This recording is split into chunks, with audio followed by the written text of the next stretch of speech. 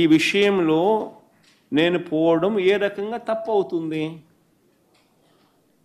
అలా పోవడం ఒక తప్పు అన్నట్టుగా కర్ఫ్యూ వాతావరణం తీసుకురావడం అనేది తప్పు కాదా? అలా పోవడం తప్పు అన్నట్టుగా ఆ పోయిన ఆ ఏ ఇంటికైతే నేను పోయానో ఆ ఇంట్లో ఉన్న పెద్ద ఆయన, ఆ వెంకటేశ్వర పెద్ద ఆయన మీద కేసు పెట్టడం ఎంత మటుకు ధర్మం ఇది? అంటే డెమోక్రసీలో ఉన్నామా లేదా? ప్రజాస్వామ్యం లేదు రాష్ట్రంలో, రెడ్ బుక్ రాజ్యాంగం నడుస్తూ ఉందని చెప్పడానికి ఇదొక నిదర్శనం.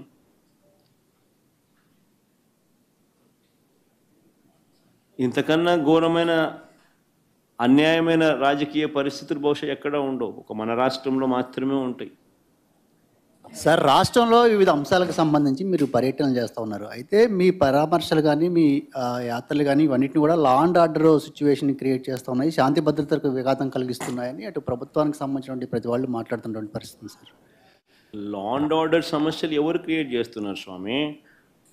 నేను పోతాను, కలుస్తాను, వస్తాను, వీళ్ళకేం సంబంధము? రైతుల దగ్గరికి పోయినాను, రైతులను కలిసినాను, రైతు సమస్యను లేవనెత్తినాను, ప్రెస్లో అడ్రస్ చేసినాను, రైతు సమస్యలనే లేవనెత్తినాను, రైతు సమస్యలే చెప్పినాను. ఎవరికి ఏం తప్పు జరిగింది? ప్రతిపక్షంలో ఉన్న ప్రతిపక్ష నాయకుడిగా నేను చేయాల్సిన ధర్మం నేను చేసినాం. నా ప్రోగ్రాంను అడ్డుకునింది మీరు. ఎందుకు అడ్డుకున్నారు? నా ప్రోగ్రాంకి ఎంతమంది వస్తే నీకేం బాధ? నీ ప్రోగ్రాంకు రాలేదని నీకెందుకు అంత బాధ? నీ మొహం చూడడానికి ఎవరు రావడం లేదు ఎందుకనంటే నువ్వు చేసిన పన్నట్టుండయి. నువ్వు అందరినీ అబద్ధాలు చెప్పి అందరినీ మోసం చేసి నువ్వు అందరి ఉసురు నువ్వు పోసుకుంటా ఉండవు. కానీ మా ప్రభుత్వంలో మేము చెప్పిన మాటలనే పెట్టుకున్నాం, అందరికీ మంచి చేసినాం. కాబట్టి ప్రతి ఒక్కరిలో కూడా ప్రేమ మా పార్టీ మీద, మా మీద ప్రేమ ఎక్కువైంది. ప్రేమ ఎక్కువైనప్పుడు వాళ్ళు వస్తే తప్పే ఉంది. వాళ్ళు వచ్చినందువల్ల నీకేం బాధ? నువ్వేమైనా వాళ్ళకైనా భోజనం పెడతానావా? నువ్వేమైనా వాళ్ళని ఏమైనా చూసుకుంటున్నావా? నీకేం బాధ? మా పార్టీ వాళ్ళు, లేకపోతే నన్ను అభిమానించేవాళ్ళు, నన్ను ప్రేమించేవాళ్ళు, లేకపోతే ప్రజలతో పాటు నేను మమేకం అవుతున్నాను, వాళ్ళకు లేని బాధ నాకు లేని బాధ నీకెందుకు బాధ? గంజాయి బ్యాచ్ అదే నేను చెప్పేది. ఆయన ప్రతి ఒక్కరి మీద అబాండాలు వేయడం ఆయనకు అలవాటు అయిపోయింది. రైతుల సమస్యలు నేను లేవనెత్తితే నేను వెళ్ళేదాకా రైతుల సమస్యలు ఆయన ఎందుకు ప్రస్తావించలేదు? అదే పొగాకు రైతులకు కానీ, అదే మిర్చి రైతులకు కానీ, అదే తెనాలిలో జరిగిన ఘటనకు కానీ, లేకపోతే నిన్న జరిగిన ప్రైవేట్ కంప్లైంట్ ఇచ్చే విషయంలో కానీ, ఇవన్నీ కూడా జెన్యూన్ ప్రాబ్లమ్స్ అవునా కాదా? ప్రతి ఒక్కరికి జరిగిన నష్టం అవునా కాదా? మరి ఆ సందర్భాలలో వాళ్ళకు జరిగిన నష్టంలో నేను కూడా వాళ్ళతో పాటు సంఘీభావం తెలుపుతూ వాళ్ళతో పాటు నేను కూడా వాళ్ళ బాధలో ఏకమైనప్పుడు, వాళ్ళ బాధలో నేను పాలు పంచుకున్నప్పుడు నీకేం బాధ?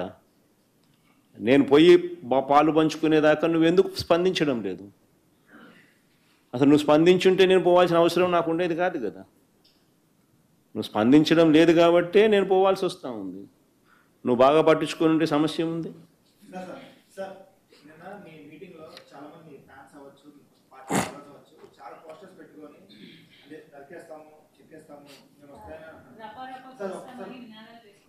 డైలాగ్ చెప్పు ఒకసారి, మళ్ళీ ఏమన్నాడు?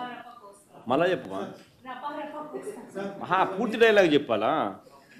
పూర్తి డైలాగ్ చెప్పదు ఏంది? మళ్ళీ కొంచెం మైక్ తీసుకొని చెప్పు, బాగా వినపడుతుంది నాకు. ఏం జాతరలో?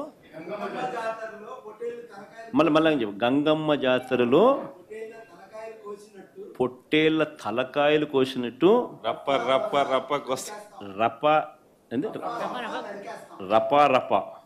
రపా నరికేస్తాం. అదే ఒక పోస్టరా?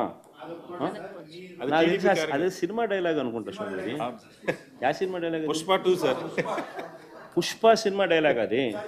మరి నువ్వే చెప్తున్నావు స్వామి. అంటే ఇప్పుడు పుష్ప సినిమా డైలాగులు పెట్టినా కూడా తప్పేనా? అసలు డెమోక్రసీలో ఉన్నామా, డెమోక్రసీలో లేమా స్వామి మనం? ఇది నాకు అర్థం కాదన్నా. అంటే పుష్ప సినిమా డైలాగులు పెట్టినా తప్పే, పుష్ప ఫోటోలు పెట్టినా తప్పే, గడ్డ మిట్టనే తప్పే, గడ్డ మిట్టనే తప్పే. ఏంది స్వామి ఇది? ఏ ప్రపంచంలో ఉన్నాము? ఇదంతా డెమోక్రసీలో ఉన్నామా, డెమోక్రసీలో లేమా? సార్ ఆ పోస్టర్ పట్టుకున్న అతను కూడా టీడీపీ కుర్రాడు సార్. అంతకుముందు టీడీపీ నాయకుడితో కలిసి దిగిన ఫోటోలు కూడా బయటకు వచ్చాయి. అతను టీడీపీ కార్యకర్త, టీడీపీ సంబంధించిన మెంబర్షిప్ కార్డు కూడా ఉంది అతని. కానీ అతను మీ పార్టీ సంబంధించిన వ్యక్తిగా ఆ మనిషికి టీడీపీతో ఇంతకుముందు గతంలో తిరిగిన ఫోటోలు కూడా ఉన్నాయా? మెంబర్షిప్ కూడా ఉంది సార్. మెంబర్షిప్ కూడా ఉంది సార్. ఆ టీడీపీ సభ్యుడు కూడా మెంబర్షిప్ కూడా ఉన్నాడా? అంటే దాని అర్థం వీళ్ళే పెట్టించినారా? పెదకూరపాడు నియోజకవర్గం సార్. ఓ టీడీపీ సభ్యత్వం కూడా ఉందా మరి?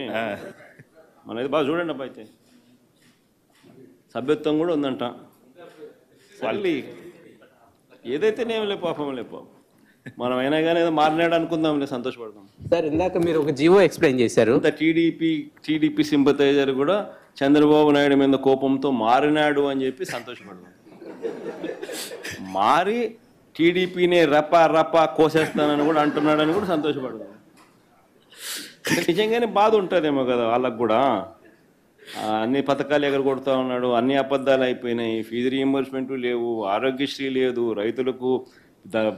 రైతులకు పెట్టుబడి సహాయం రావడం లేదు, పెట్టుబడి గిట్టుబాటు ధరలు రావడం లేదు, మరో పక్క అబద్ధాలు మోసాలతో సూపర్ 6లు లేవు, సూపర్ 7లు లేవు.